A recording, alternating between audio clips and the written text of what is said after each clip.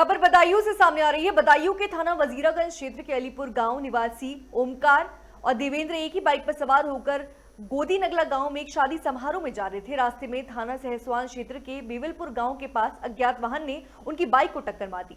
हादसे में पंकज की मौके पर ही मौत हो गई, जबकि सचिन गंभीर रूप से घायल हो गया है। पुलिस ने पंकज के शव को कब्जे में लेकर शनिवार को पोस्टमार्टम कराया।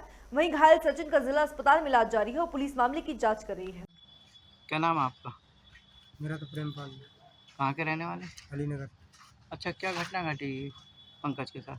ये हम बात लेके गए थे अपने भांजे का, हम्म, तो वहाँ पर जो है ये गए थे हमारे साथ बाइक से पीछे पीछे। हम्म, तो ये क्या नाम है पहुँच गए थे वहाँ पर। ये सहसवान किसी काम से गए थे अपने, हम्म, उधर से वापसी में इनका ये हुआ, किसी अज्ञात वाहन ने मार टक्कर दी। मार दी। कहाँ की बात है?